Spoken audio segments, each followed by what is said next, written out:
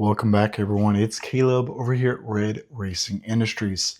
Today, we're back with episode 61 of racing every single track and every single car inside of Gran Turismo 7. Now, as I start to log into Gran Turismo 7, so we get this episode started,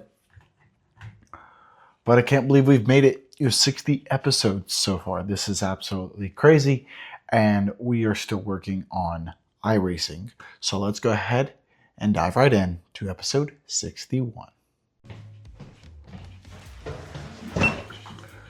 Now that we are diving right into episode 61 of racing every single track and every single car inside of Gran Turismo 7. Now, I have to say it's been a few days since I've hopped on the simulator, but I guess Gran Turismo 7 at least. Let's go ahead and get right into it. Now, recently, if you've caught up with the weather, as of at least of this time, we are having a crazy snowstorm. And if you check the other videos that I've posted, I've been trying to make content off of those as well with our AT4X. Now, I don't remember where we stopped. Let me go ahead and double check real quick because I thought it was Maggiore. Let me see, the last one we did was East End Reverse. So let's see. So we still have West End Reverse, East Reverse, West, and West Reverse. So let's go to West End. Let's get this one going and do daytime. Go to professional level. Play has no limits. PlayStation. Okay. Whew. But like I mentioned, with the weather, we are driving the AT4X, the beast, and we're having a lot of fun with it too. Oh, there's a Urus. Oh, that's too fast in that corner.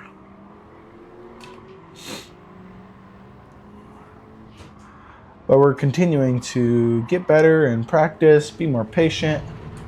Now, we also just had 24 hours of Daytona go on while the rest of the country has been going through a snowstorm. Now, have I watched it? No, not yet. But I was watching a few other races, like 6 Hours of Sebring. There's another one. Some older videos that were on YouTube of IMSA with all the races. Just nice and cool. Just something to enjoy. My goodness. Now, I will say this over iRacing. iRacing, we had to warm up the tires, which at first I hated, but I'm starting to like, because you can't just push the car to the limits the first lap like you can in Gran Turismo. At least the way it feels to me.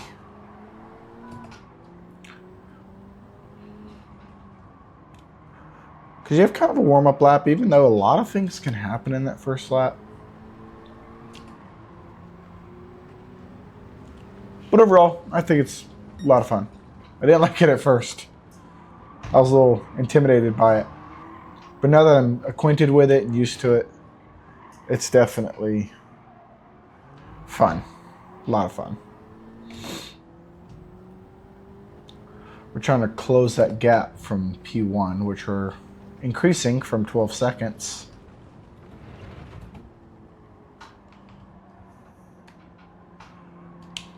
There we go. So I can see my opponents.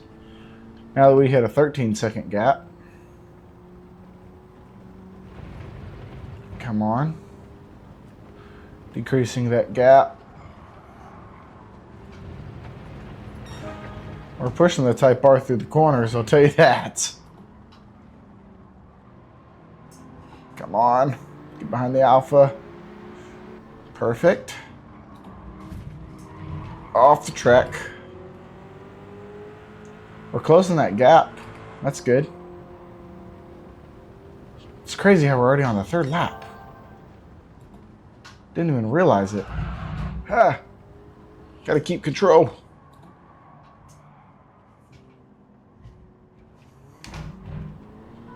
We made it down to P6.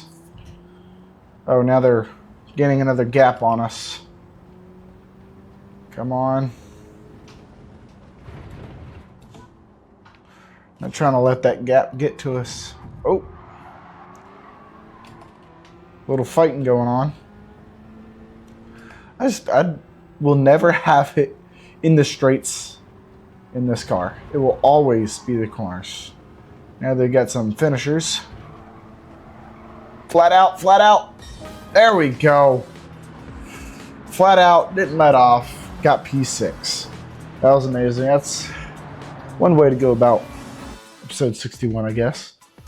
Had a AMG GTR, 458 Italia, Super GT Road Car, ZL11 Elite, and an MC20.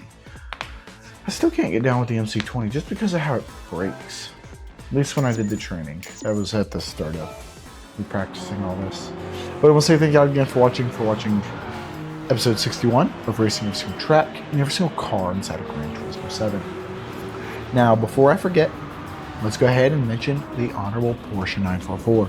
We are still working on it. We are trying to make some headway, but with this weather, we've kind of stepped back a little bit. I would love for it to be a little bit warmer outside, but we'll see how things go. Anyway, I want to say thank y'all again for watching. I will see y'all on the next one.